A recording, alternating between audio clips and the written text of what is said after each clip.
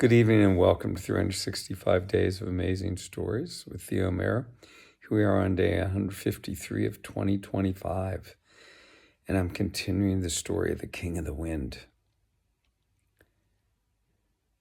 King George II and his wife, Queen Caroline, had made their way to the racetrack, accompanied, of course, with their four daughters, Amelia, Caroline, Mary, and Louisa. But the king and queen were not only accompanied by their daughters, though they made the initial appearance of this procession, but they were accompanied by many, many gentle ladies and gentlemen, friends of the royal family, who all accompanied them into the royal stand. Now, I must say that Queen Caroline made quite a show of herself.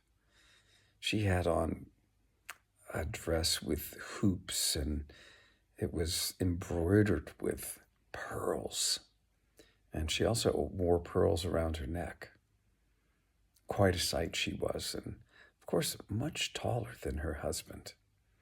And her four daughters were, of course, attired quite majestically as well. Remember, back in the day, the way you looked seemed so important back then. Men wearing powdered wigs and all kinds of showy garments.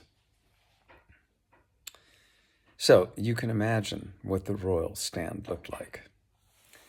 Now, the crowd that was there was, again, from all walks of life, so you just saw all kinds of people there.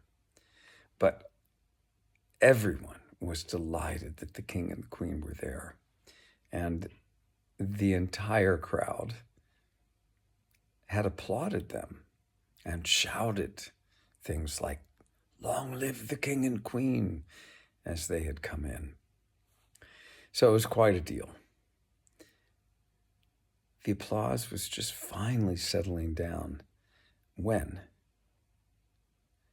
all of the horses that were to run were led past the royal stand. Now, Agba was already out and positioned near the racetrack, near the finishing line. And he could see all this going on, of course, and was dazzled by the racehorses.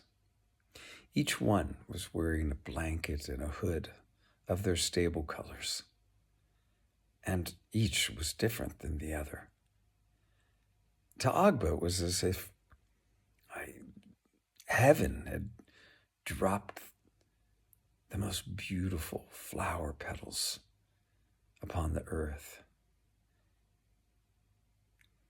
Each one of those horses, the hood covering its head, ears poking up out of the hood, eyes plenty of room to see. Some had blinders on to narrow their vision. But Agba had no problem finding Lath in that crowd and the crimson hood and blanket that he wore, his ears poking out from the hood, and the swish of his tail out from the blanket. As that procession of horses passed the royal stand, a bell was rung. This bell signified the time that the horses were to be saddled and the riders, the jockeys, to mount their horses. Not long after that, a trumpet was blown. This trumpet signified the time that the horses were to come to the starting line. And the starter was there, red flag in hand, waiting for the horses to line up and be ready.